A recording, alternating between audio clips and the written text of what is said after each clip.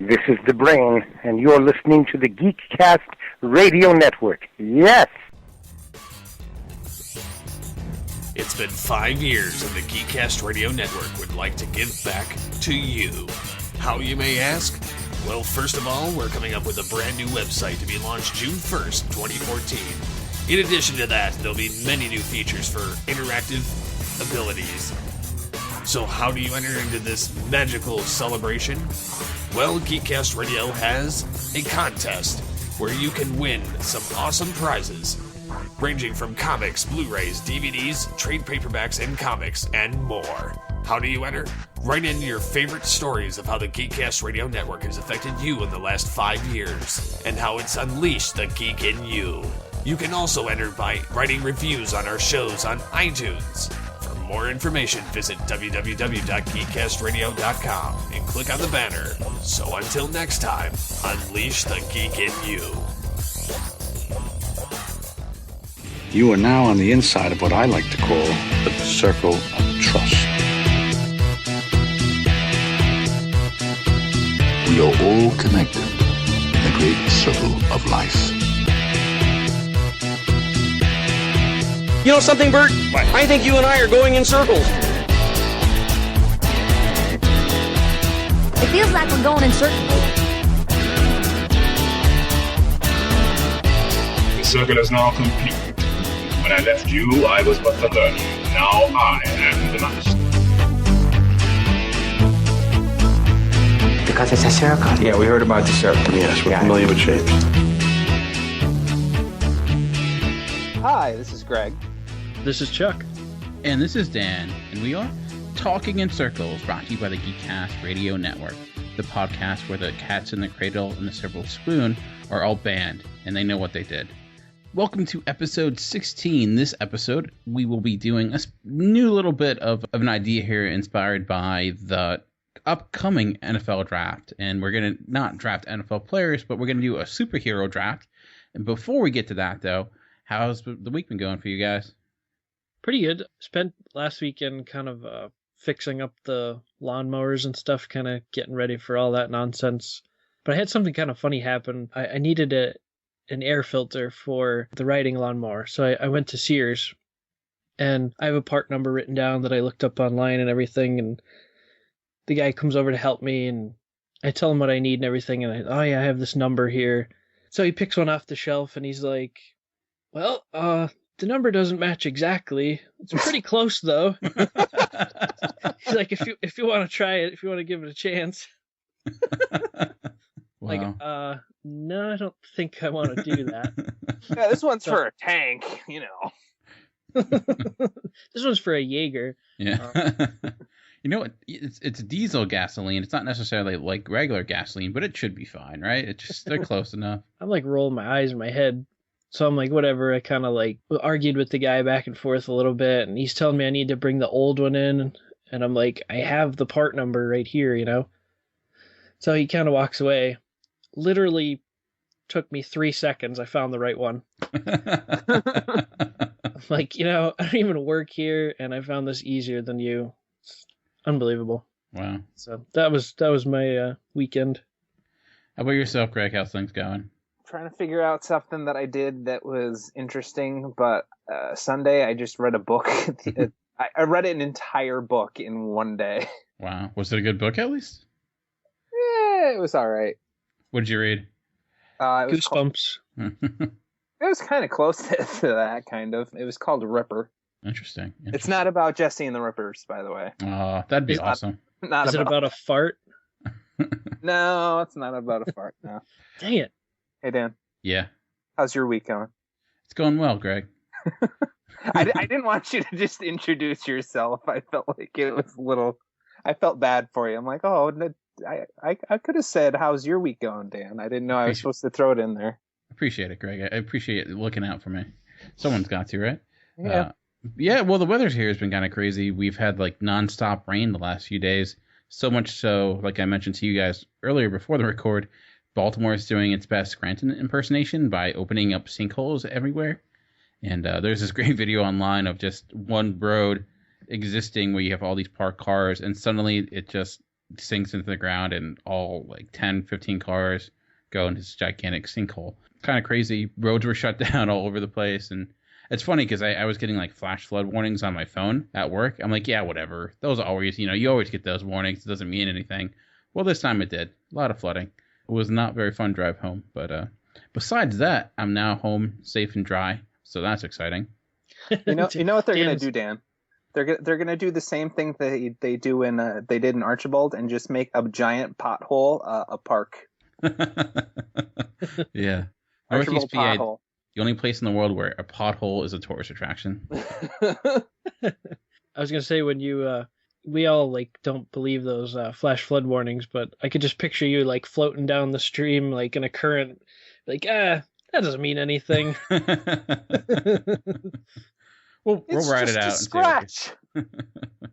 Besides that, like I mentioned, upcoming if you're a sports fan, if you're not a sports fan, you may be aware that the NFL draft is coming up this Thursday. And for those that aren't aware, basically that's when all the NFL teams just pick out college players who will most likely go on and disappoint them in years to come. Especially if you're a Jets fan. But what we're doing in inspiration of that draft is we're kind of having our own draft. I kind of took this idea, the Lamb podcast does this a good amount with, like they did some with the action stars. But we're going to do with superheroes. And what we're going to be doing is we're going to be playing the role of GM. I guess maybe not GM, but I don't know, Taskmaster. What would you call a leader of a team? We are the Charles Xaviers of this round, picking out our team. And the idea here is Kevin Costner's. There, yeah, we're playing the role of Kevin Costner. And the idea here too is not to draft the most powerful team. We're not going to combat 1-on-1 or something like that. That's a little bit too boring because we're just going to draft like Silver Surfer and Thanos and all those characters. The idea here is to have the most effective and interesting team. Some of us will have like reasoning behind our draft picks. So similar to like you think of a football player, when you draft a player, you not just draft that player because he's talented, but because he fits into the system that you're trying to build. Same thing here. We're all kind of trying to build our own comic. So each pick is going to try to fit into what we're thinking. And at the end, we will also pick who we feel will write our comic, who will draw it, and give you a little spiel of what we think will make our comic great. And then we're going to give you the opportunity to vote to see who actually won the draft. Still figure out how that's going to work, but I'll probably have a poll either on geekcastradio.com, or you can comment or update our Facebook or Twitter information, or email us, and we'll go over that at the end of the show. But before we get to all that, anything else you guys wanted to mention before we get this thing on the road? We can draft Adrian Peterson, right? If you want to. I'm sure there's some NFL comic book out there, right? He counts, right? Because he won the badass bracket, so I'm pretty sure he counts. Would you ever read the like NFL superhero from the 90s comic? It was pretty awful. I saw something about it. All I know it is awful. That's all I've heard. I used to have one of them. I think it was called Super Pro or something like that. Yeah. NFL Super Pro. Yeah, it was kind of a stunt by Marvel and the NFL to kind of team up and sell stuff, but yeah, it was pretty awful, like you said. Yeah. And hopefully our comics will be the opposite of that, and hopefully this will actually come true, and these will be on your shelves shortly. My guess is not, but we can dream. So we decided a draft order before we did some coin tosses, and based upon record, Greg is going to go first, Chuck will go second, and then I will go last. We're kind of doing it like fantasy football draft style, so it's like a snake draft. So I pick last in the first round, but then I'll pick first in the second round, and then vice versa. So we'll go back and forth. So it'll be a little bit interesting that way. I'm just going to quickly go down the rules of this draft, because without rules, there's only anarchy. So we do have to have some rules. All superhero comic characters are eligible, including alternate versions of characters. So if you listen to our favorite comic book story podcast last week, you heard that we love alternate storylines, and those characters are eligible. However, once you select a character, even if it's the alternate version, that character is off the board.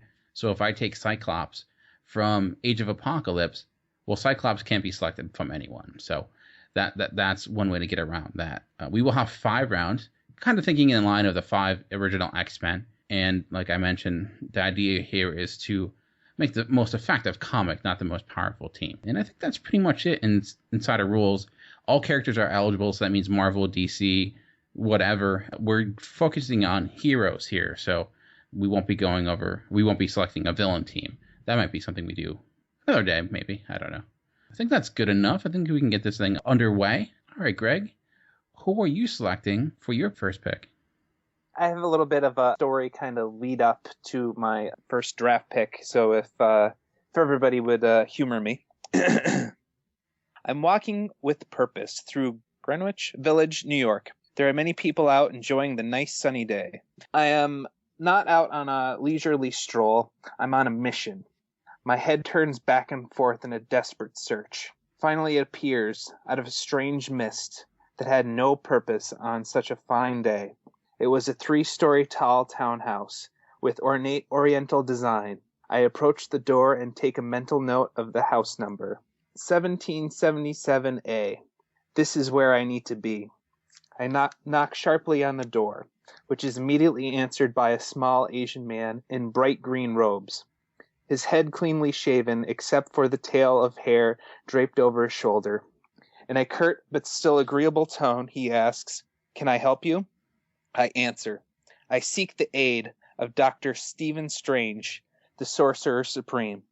The man looks at me like he is searching every pore on my face for some hint of deception. Before he answers, a pleasing voice calls out from the shadows behind him. "Let him in, Wong.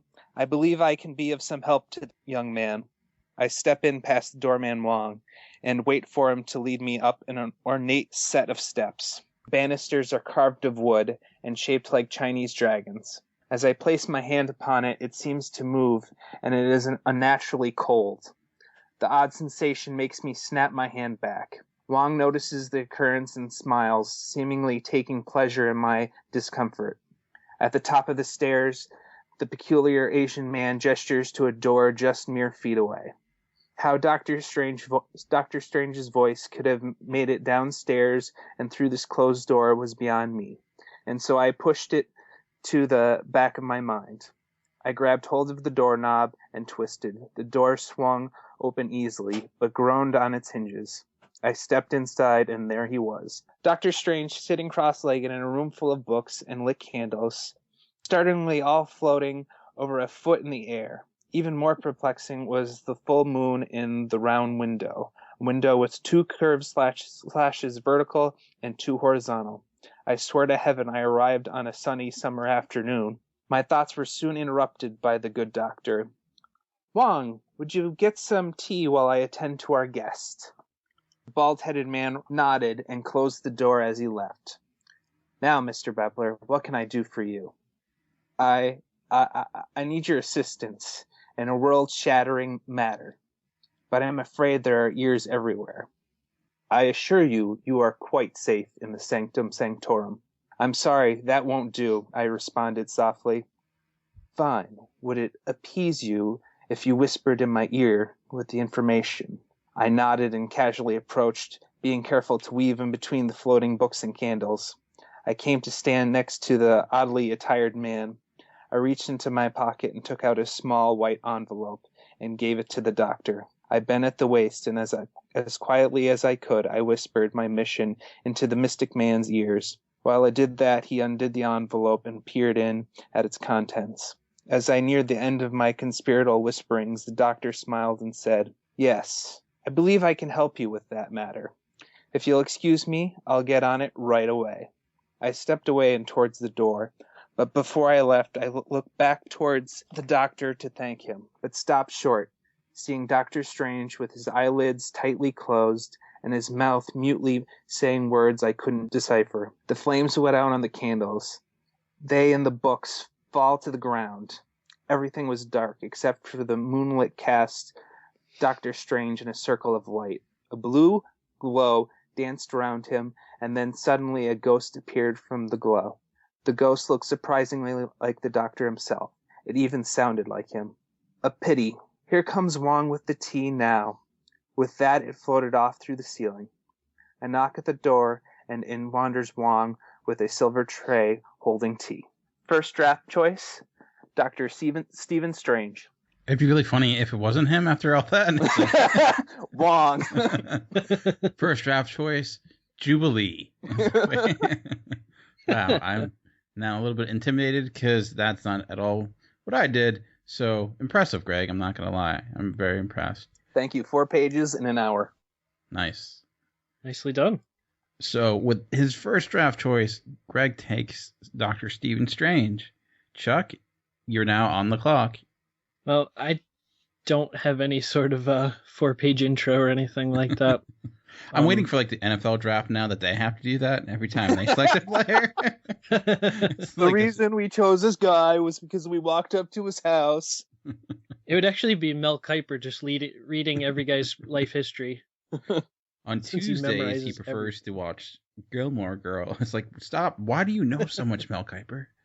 Anyways, Chuck, sorry to interrupt. Well, I don't want to reveal anything about my sort of plans yet. Maybe I'll try to leave that for later. So I'll just go ahead and make my pick. And my first round selection is Blink. Damn it. Ooh. Ooh. Jerk. It's like San Diego picking Eli over again. Wow, I was not expecting that at all. Did I steal one of your characters? You may have. Wow. I was not Sorry expecting about that. No, it's fair game. I'm going to play like a Patriots here and similar to Chuck and not give a lot of information, but I do have an idea of where I'm going with my team, a little bit different. After reading 2 graphic novels this past weekend, The Siege and Fear Itself, in their big stories, I kind of had this idea to go to do something completely different. So I figure I didn't think this guy would be available, so I was like going a different direction, but I think I'm going to go with it. And if you're going to start an NFL team, you need a good quarterback, you need a good leader. And I think the same thing for any comic book team, and you can't get a better leader than Captain America, right? So that's my first draft choice. Excellent choice.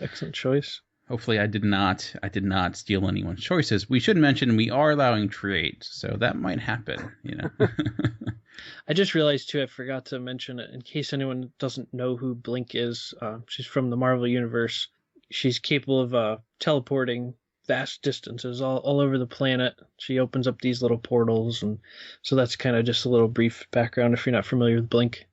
Very nice. For my second draft choice, because now we're in round 2, so this is round 2, pick 1. I am again on the clock. So a little bit of a different thinking here when you have back-to-back draft picks. You kind of have to think ahead a little bit of characters you may want, but may not be ready, maybe not be available down the line. So this is one I'm not sure if it's going to be available or not. So I think I'm going to pick this character now. It's maybe not one you guys would expect I would pick, because it's not one I talk about. I'm sure if TFG1 Mike listens, he'll be happy that I'm picking this character because he cannot stop talking about it, and that is Nightwing from DC. Ooh, nice choice. So, very street level team so far, Dan.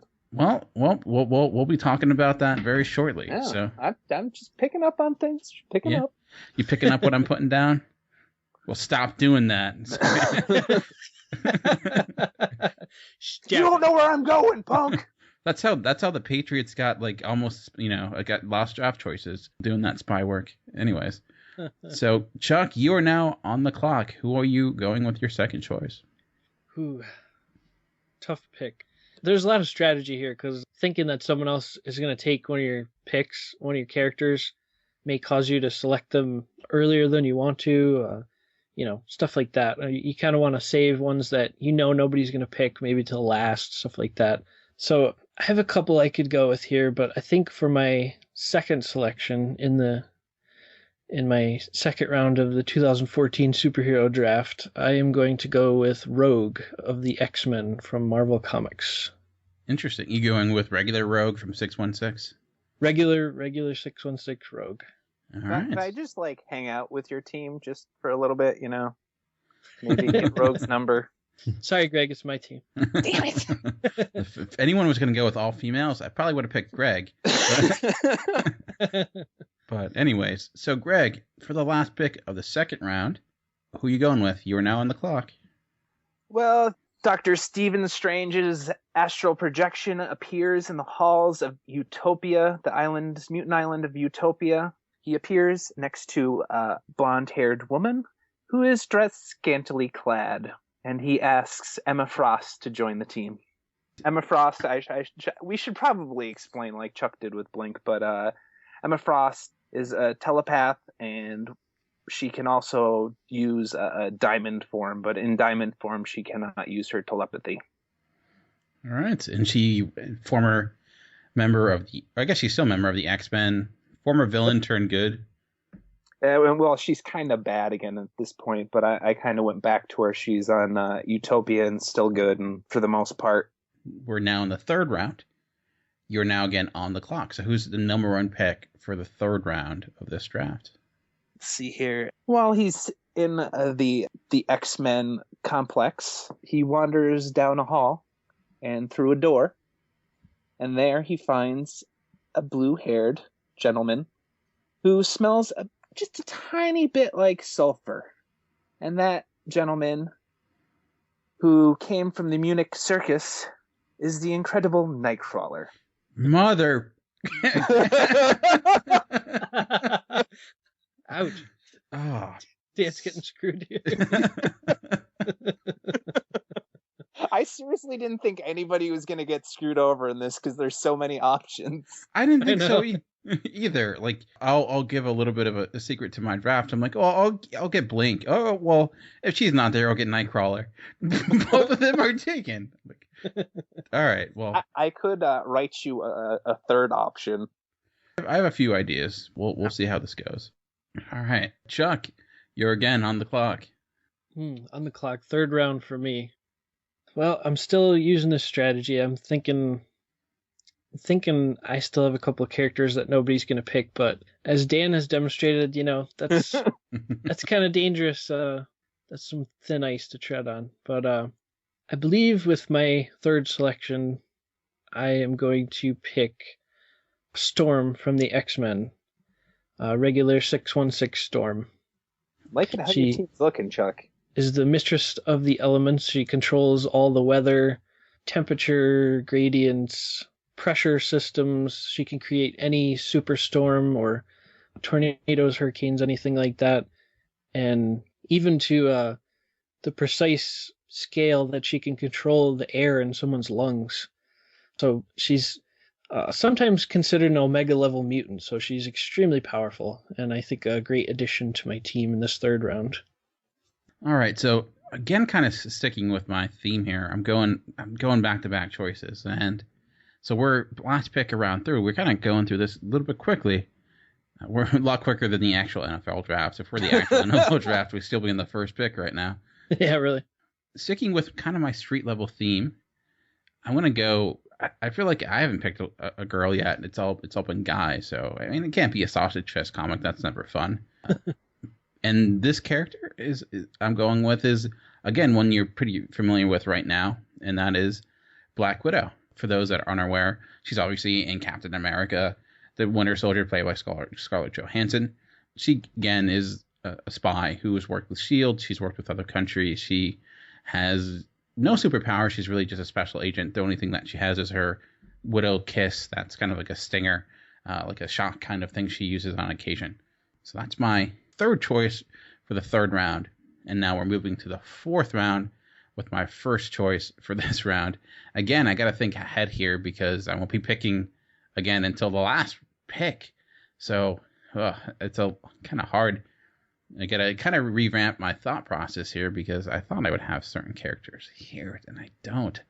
So, but I think I'm going to go with this one just because it's a character I really enjoy. And again, it goes with my theme, and I'll get into my theme later. And that is, again, a character who's a great leader, great fighting skills, very intelligent. I think a team needs an intelligent person in order to, figure out things and get you through all those tough tasks. And this is a person that kind of has a little bit of all skills. He rules a country. He is Black Panther. Very nice. I guess I would say the former husband of Storm. I don't know if they're still married. They're not, Dan. They separated. That's sad. Yeah, Storm's gone out with Wolverine, but that's now kind of on the rocks, kind of. Yeah, those superhero relationships never last. But like I mentioned, Black Panther is the king of Wakanda, the only nation never to be conquered. Though he is on occasion an adventurer, he has done a lot of different things. He again has no superpowers for the most part. He does have some understanding of the mystic arts, though. I've seen that in the past. He is incredibly intelligent. He also has a huge stack of vibranium and precious resources. His intelligence level, I believe, is near the level of a Tony Stark. He's kind of got it all, so he's kind of the whole package, I would say. And he has gone toe-to-toe with Captain America fighting, and not many people can say that. So I'm going to go with Black Panther. Chuck, you're once again on the clock. Who are you going with? Okay, on the clock for my fourth pick. This is somebody that I feel like I don't think anyone considered and had on their list or anything. I could be wrong, but I'm going to elect to take him now, and that is the Human Torch from the Fantastic Four. Wow. I know who's really going to like your team, the Human Torch. Yes. He's on a team of 3 women right now. He's loving life. He's thanking me for picking him right now. But he obviously he's a Human Torch. He can have his whole body covered in flame. He's capable of generating intense heat bursts. He can actually reach the level of a supernova and reach temperatures up to like 1,000,000 degrees Celsius. Extremely hot. He can even like melt bullets that are coming at him, and he's unaffected by any other type of heat on himself. He can throw fireballs and all this other stuff. Incredibly powerful character. Not a mutant, but was transformed by cosmic radiation. So that is my fourth selection to my team. Very nice. Greg, we're back to you. You're once again on the clock. Who you going with for your fourth? I think this will be finishing up your team, right? Your fourth pick and your fifth pick. Yeah. So fourth pick, Doctor Strange pops into Avengers Tower, where he's been. He knows a couple people there, and he sees a green, yellow, and he's got a red, like kind of like a jewel in his forehead, and he talks to a robot, the Vision, who can control his density, has like vast memory banks since he's a robot computer type guy, and just has all this information about freaking everything, and pretty freaking awesome. He shoots a beam out of his head, so we're going with the Vision. Yeah, I love the Vision. Me too. He's a I debated about getting his character, but he doesn't really fit with what I'm going with. But I do like that character a lot. A lot of people compare him to like Martian Manhunter.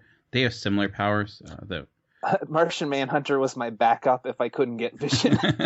Yeah, that power though is like a very good asset to have on your team. Like just that intangibility. Oh yeah. I've seen that used in so many creative ways. There's a lot of potential with that type of character. And then he could also go the other way with it and like totally beef himself up to be like hitting hard, like some of the harder power levels like Hulk and that kind of stuff. Yeah. I'm not sure if he could get up to quite to the Hulk capacity, but he can hit pretty hard with the making himself ultra dense. Yeah.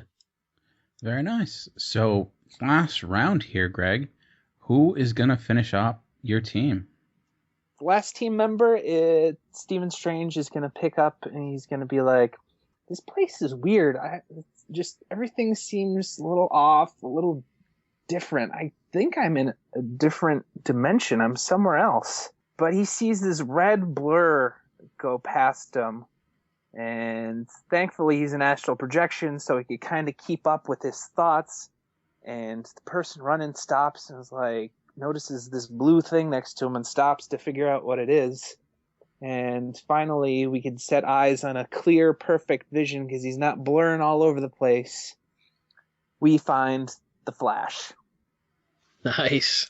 So if you don't know who Flash is, you're pretty out of it. Why are you even listening to this podcast, to be quite honest?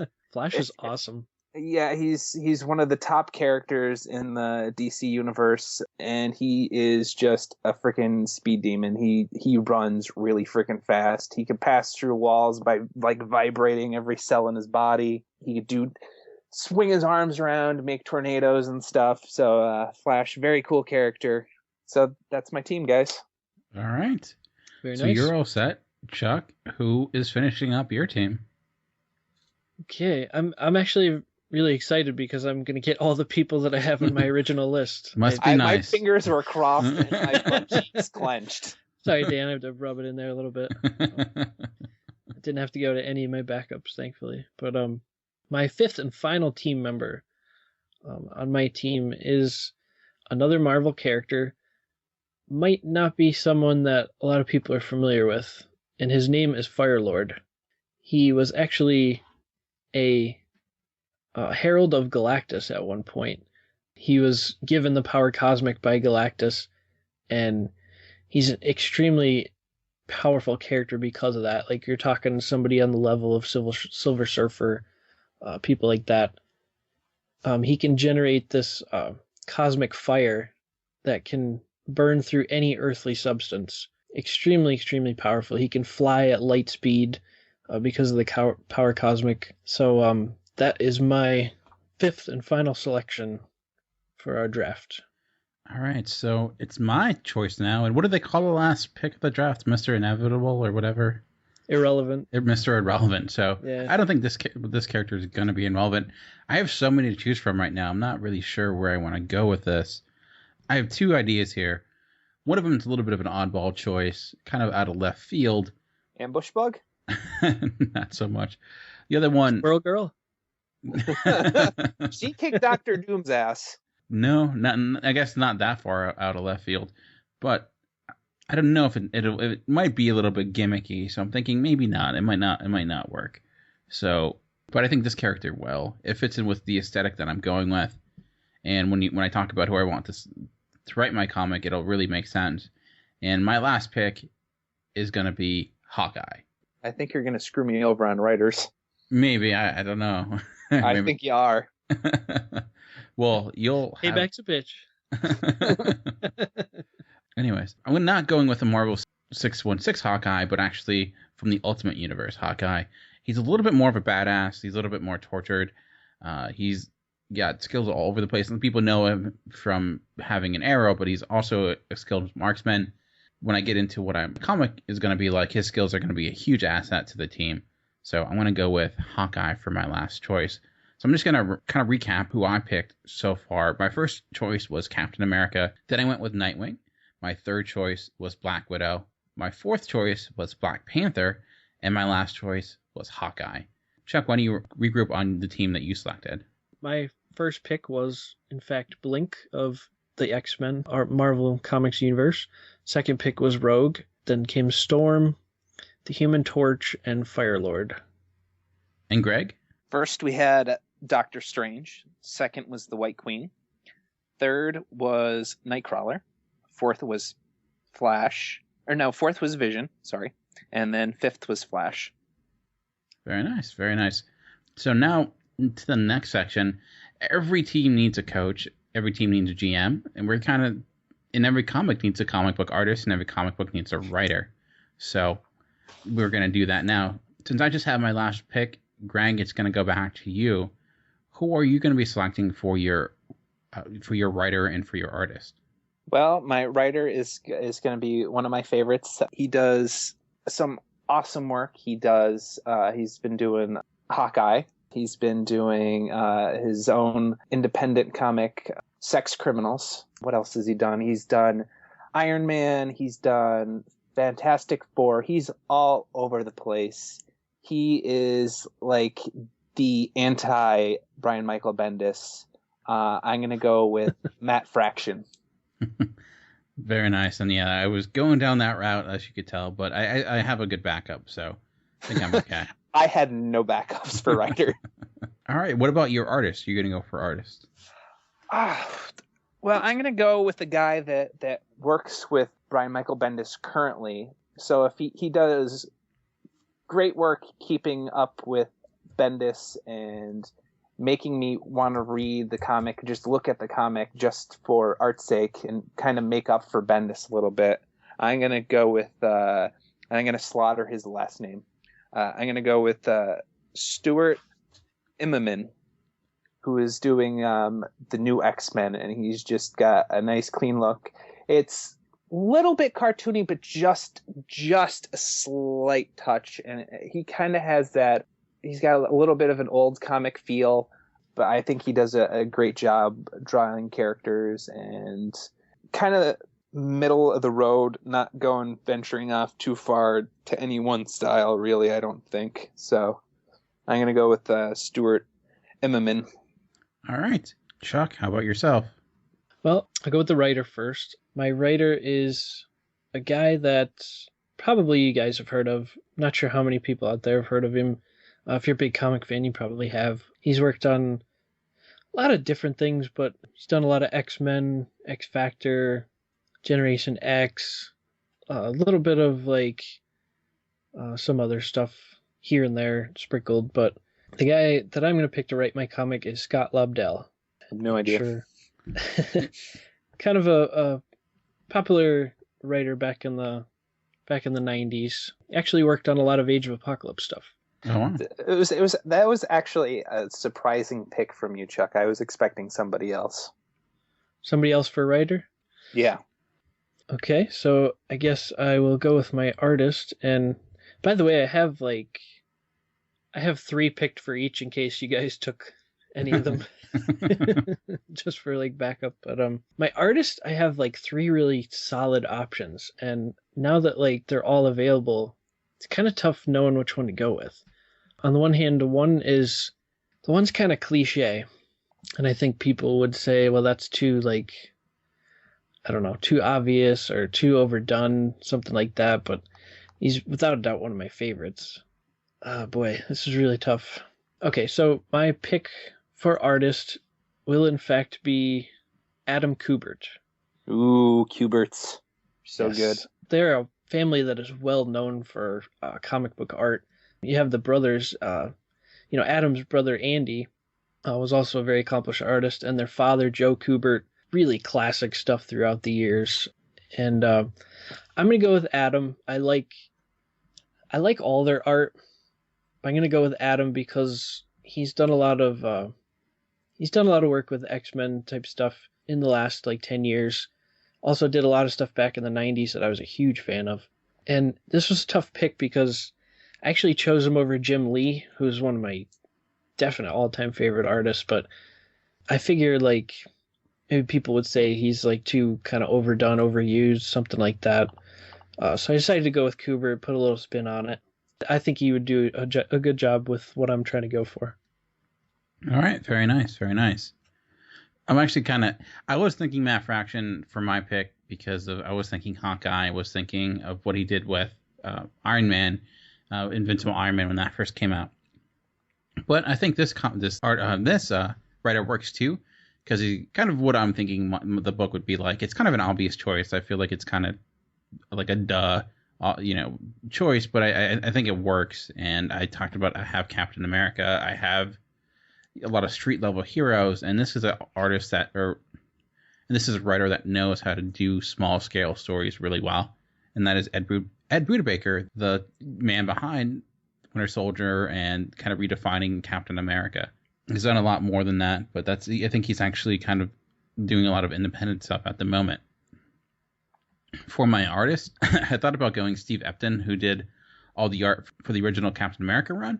But I'm going to go with someone else who's probably one of my personal favorites. We've talked about him, I think, last week a little bit, and that's Steve McNiven. Nice. He was on my list too. He was on my probably 3rd choice.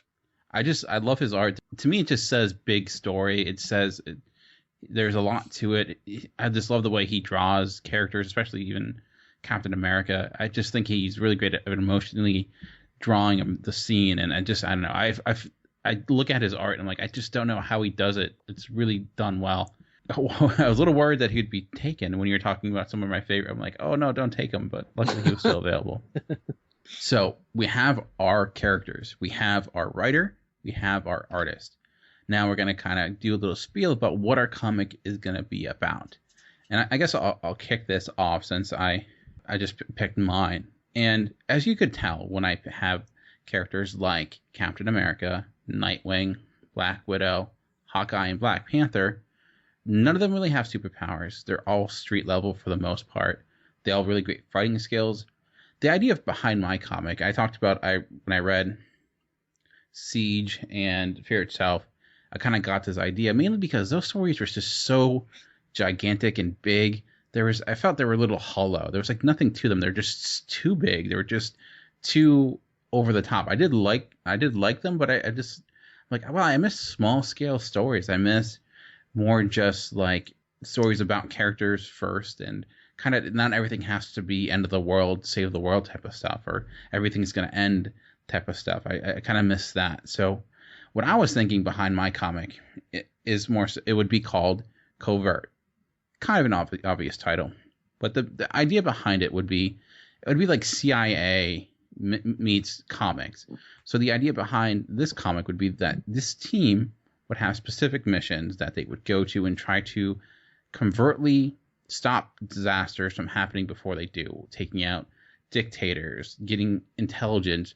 It's really a stealth-based team that their idea is most likely to not be noticed. That's why I'm having characters like Nightwing, Black Widow, Black Panther. They're really good at kind of spy type of stuff. So it's kind of like, I'm thinking kind of like that, like a James Bond-ish in a way. If you read Ed Bruder Baker's run on Captain America, something along those lines, where it's not huge, gigantic stories. They're more realistic based. It's more like I said, secret agent type of stuff, where they're trying to deal with people like AIM, Hydra. So they might deal with bigger issues. I'm thinking it'd be kind of cool to even to get to characters like Deadshot or those other characters that would be kind of their fighting equals. Mostly non-powered, more so just hand-to-hand or weapon type of soldier combat. Just kind of back to basics type of stuff. So it would be great to see your team like tackle someone like Deathstroke or somebody like that. That would be really interesting. Yeah, that's what I was thinking. I was thinking, I always confuse Deadshot and Deathstroke. Yeah, they get confusing. I was thinking, along those lines. So that was my idea. Like again, called Covert, that they're really just kind of going against those missions, kind of like thinking of like a SEAL Team 6 for S.H.I.E.L.D. in a way, that they would do the mission. They would do the missions that no one else could, and no one else would really even know about them. So I don't know. It might be cheesy, it might be stupid, but I kind of like that type of stuff, so I'd like to see it in comic book form. I dig. Sounds pretty cool. Chuck, how about yourself? I'm kind of curious to see where you're going, because I must say I did not at all expect you to pick the people that you did. So explain yourself. I do have a pattern. I do have a method to the madness. I'm not sure if anyone was able to decipher the pattern with what I was picking, but all these characters do have something in common. And first, I'd like to say the name of my team will be called the Untouchables. And it's because each member of the team, in their own way, is in fact untouchable. It's kind of a play on words or a pun or whatever you want to think about it. But when you have people like Rogue, I mean, obviously you can't touch her. She absorbs your life energy. I mean, unless you have a hankering for a coma, you don't really want to touch Rogue. You have somebody like Blink who can just teleport anywhere she wants really quickly. Again, untouchable. You have someone like Storm who basically rides the winds of the earth and is untouchable in her own right, is protected by the elements of the earth. And you have characters like Human Torch and Firelord who generate intense heat, and their body is literally on fire, so you can't touch them. Kind of what I was going for with the name, little play on the name there. But so basically, it's a powerful team, but to kind of explain the theory behind my comic, it's a team that's assembled in really dire times with one clear purpose, and that purpose is to undo the damage done by a bold new villain. And this comic will take place in an alternate timeline. And it's a timeline where Apocalypse traveled back through time to capture Bobby Drake and turn him to his cause of destroying the X-Men and ensuring only the strongest survive the coming age, the age of Iceman. Apocalypse enhances Bobby Drake's powers exponentially, and in a weird twist, he steals the long-forgotten weapon of the Frost Giants of Jotunheim, the Casket of Ancient Winters. And with this kind of power, the Earth is plunged into this frozen state, one that's ruled by the newest horseman, which is Iceman. The Untouchables are basically created to defeat Iceman and return the planet to its former state. And you have all the tools necessary to defeat him theoretically. And as the war against Iceman and Apocalypse drags on, new members can be added to the team, others that fit that untouchable mold. People like Kitty Pryde, who could become intangible and literally can't be touched. You have other heat power characters like Sunspot, Sunfire, and then even somebody like Psylocke with her telepathy, who can kind of exist on the astral plane and be untouchable in her own way. Very powerful telepath and even a really skilled fighter as well. So I feel like it's a story with a lot of potential. It's something that I think would be really cool. I would definitely read this, but I picked people like Adam Kubert and Scott Lobdell to write this and draw it because they had worked on a lot of the Age of Apocalypse stuff, and they've worked a lot with mutants, so I think they would handle that type of story really well. So that's my pitch. Very nice. And I should mention, the reason why I was thinking of characters like Blink and Nightcrawler is because with the assassin type of style I was going with, I think a character that has the ability to go through walls or transport would be a huge asset. But that's kind of why I was thinking, like, oh, that'd be great. And then they both run off the board. So, what are you going to do? Greg, you kind of gave a spiel already. So I'm curious to see, tying it all together, what you were thinking. Well, I'm from here. What the hell am I doing in the Marvel Universe? Like, what the hell is that? Well, I got here through some items that have been scattered all over the place, have different obstacles to get to them. But my team that I assembled by asking Stephen Strange to help, we're competing to get these items because there's somebody else out there looking for these particular things, and he's a guy that, like all of us, likes to collect things. My team's going up against the collector, Nice. and so it's going to be kind of like an Indiana Jones type of thing, where they're going to all these different places. Like, it could be in outer space, it could be on Earth, it could be different dimensions of finding these items that I haven't really come up with what they are, but finding these things to help me get back and save me, or we could let them get into the hands of the collector and then something dangerous could happen.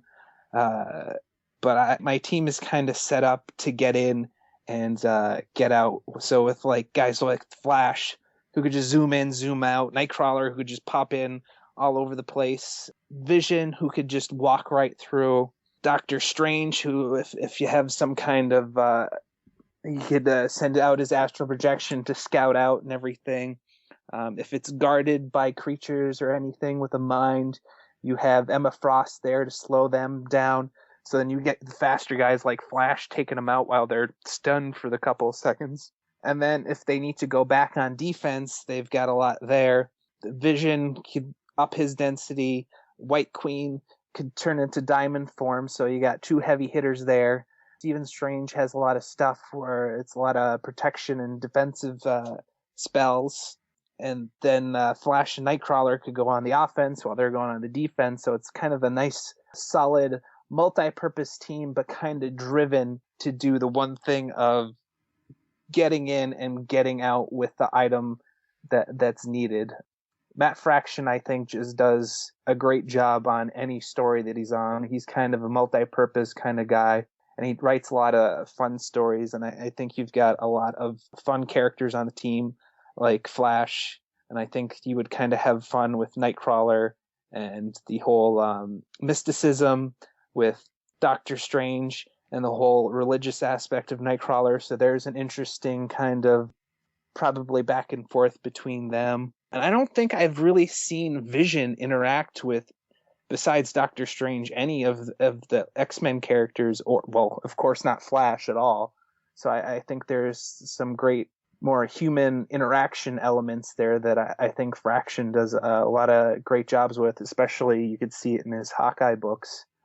And then Stuart Immonen is just kind of solid altogether on his artwork. So that's kind of my idea for this team. It kind of a Indiana Jones, get a guy back to his home dimension and keep the collector away from possibly destroying Earth. Who knows what the Collector's up to? He's kind of strange like that. So that's my whole deal. Very nice, very nice. So we seem to all have very different ideas on what we were doing, so that's kind of cool. And I was thinking about some key characters that we didn't select. I would assume Wolverine would have been taken, Spider-Man, but in the end, I think we all kind of went different ways with it, which is kind of cool. We'll have the opportunity for you to vote. I think if you go to geekcastradio.com, you can comment on the episode post. Hopefully, I might even have a poll there where you can take a selection of who you think won this draft. Who would win the Super Bowl of the superhero draft? Would it be Greg and his Indiana Jones-like team, Chuck and his Untouchables, or, me and my covert operations team that was missing 2 key components? But besides that... Don't sell yourself short. Yeah. No, I think we all worked out pretty well, though. So we're just going to take a quick break here, and when we come back, we're going to finish up with our letter, and we'll end the show. So stay tuned. We'll be back in a bit. On the Simplistic Reviews podcast, we talk movies. We talk TV. We talk... Hello, Julie. What the heck are you doing? Trying to make our spots sound more exciting by adding explosions. Yeah, I'm pretty sure you could have got the point across with sound effects, not the real thing. Car. Download the show on iTunes or at simplisticreviews.blogspot.com. I'm sure your insurance company will cover that. No, they won't. No, they probably won't. Every week on the In Session Film Podcast, you can expect to hear reviews on all of the latest movies, big films, small films, and everything in between. We'll also do top 3 segments relating back to our main review. We discuss all of the latest movie news and rumblings, as well as have movie series and other fun segments. And we always talk about the films that we're watching and why you should watch them or not watch them as well. If you want to learn more about the In Session Film Podcast, check us out online at InSessionFilm.com. You can hear our podcast on iTunes, Stitcher, SoundCloud, TuneIn Radio, and so much more.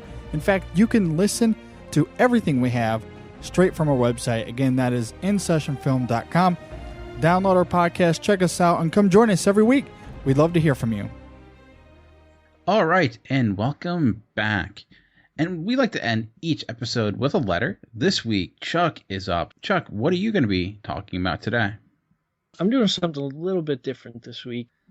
I like to do this thing where I take a certain subject and I take different things from that and I kind of write a story with them. And it's like a parody story. And I use like titles of things right in mid-sentence, and it just flows like one big story. And in this story, I'm going to be talking about music, and in particular 90s music. So I'm using song titles and some lyrics here and there, some song lyrics, to formulate this story.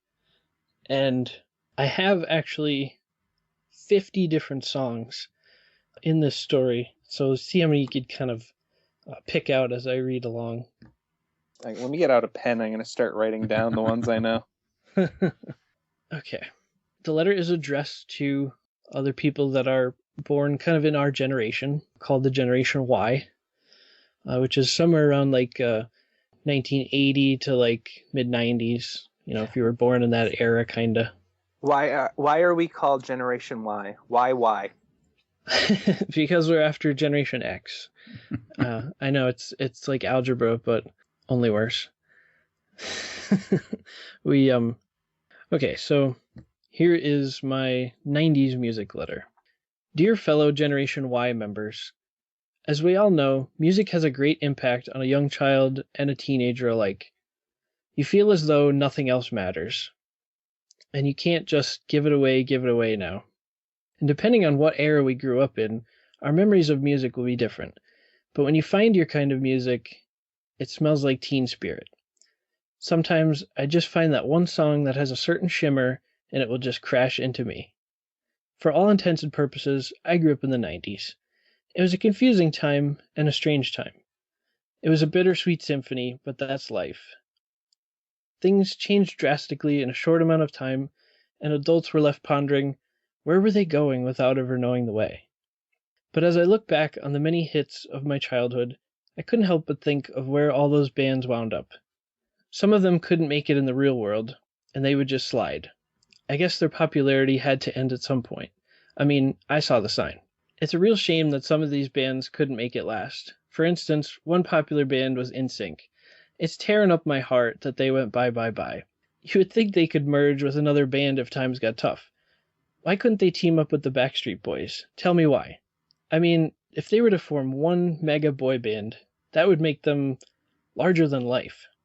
I'm not sure about you, but I want it that way. I mean, think about it. I don't care who you are, where you're from, what you did. Listening to a few of these bands would be great. Don't speak. I know what you're thinking. Bringing some of them back ain't nothing but a mistake. In fact, it might sound more than a little crazy, but I believe we need a little 90s love. Truly, madly, deeply. And you've been denied too long. I don't want to wait for our lives to be over. It's time to mend that achy-breaky heart and stop living a semi-charmed life. I suggest you make a playlist of your favorite 90s songs. Now, there are certain groups that really give you some good vibrations, and others that are simply unbelievable. You might have to jump around until you find the one you like.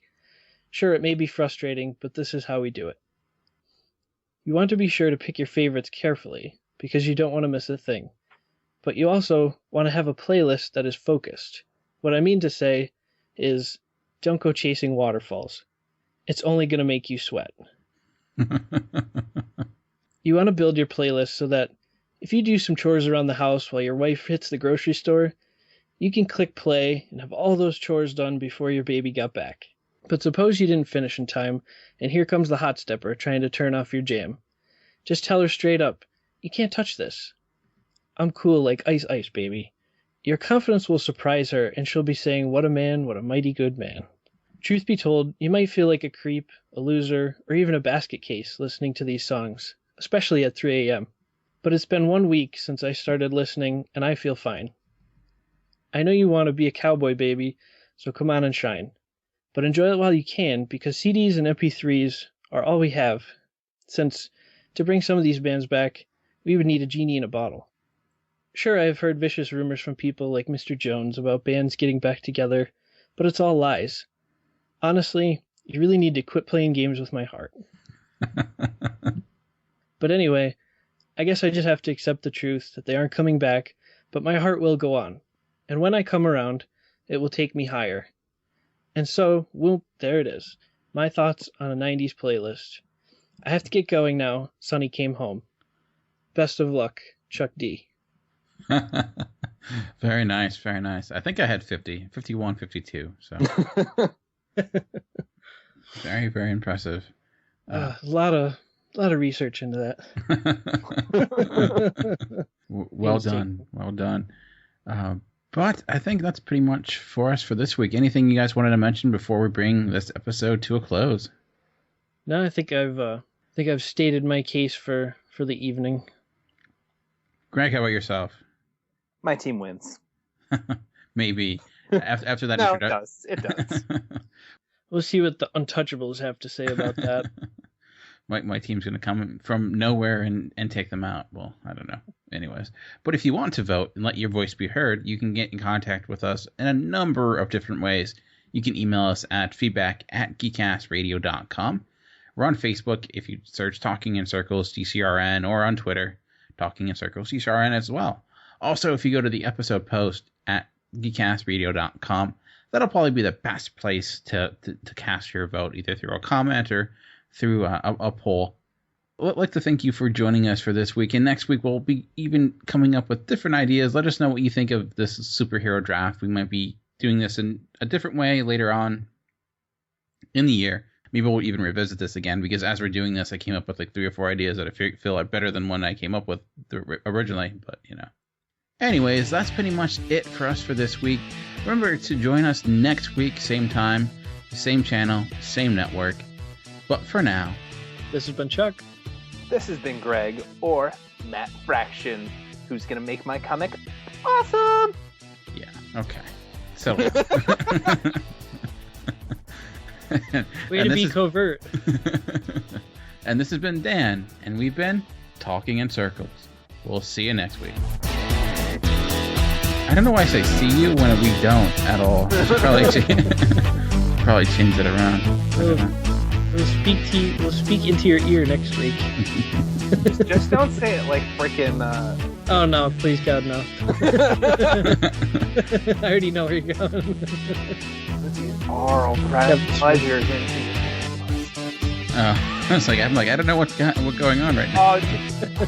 I'm listening to Batman on Batman constantly anymore, like at work, and that's all I hear is like, oh, it's just oral pleasures into your ear pussies. And I'm like, oh god, jeez, this is what I want to hear from some. No offense, some fat guy. He calls himself fat, so I can say it too. Well, it's called Fat Man, Batman. Oh, so. sure, yeah. Some fat man. I enjoyed the talk about the comic books, and I'm like, I want to read a lot of these Batman stories that they're talking about, but then every once in a while I have to hear him talking about that, or it's weird. He's very confident in his sexuality. He's not scared. He is not scared. He's not.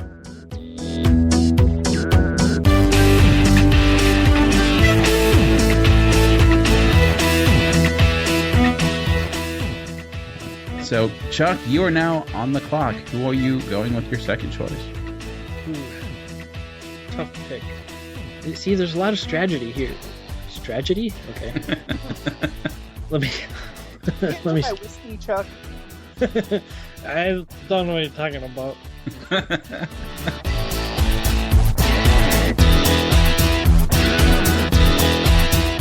Very nice. And I should mention, the reason why I was thinking of characters like Blink and Nightcrawler is because with the assassin, yeah, I can say that word, I promise.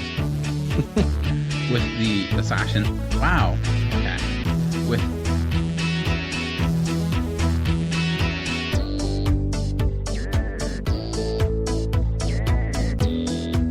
remember to join us next week, same time, same channel, same network. But for now, this has been... Nah, that's not how that goes.